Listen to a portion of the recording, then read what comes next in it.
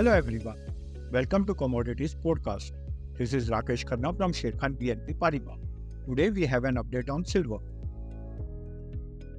COMEX silver price failed to breach its upper key resistance of $32.50 on upside and formed double top chart pattern with clear bearish trend for downside target till $31 and $30 indicate reversal in trend from bullish to bearish for short to medium term.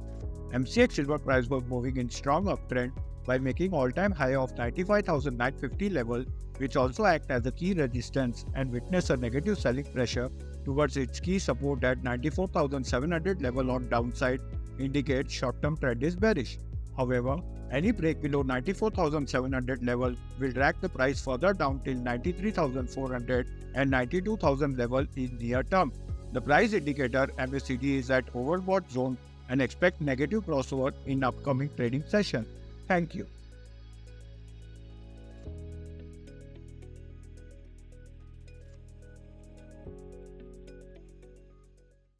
Investment in securities market are subject to market risks. Read all the related documents carefully before investing.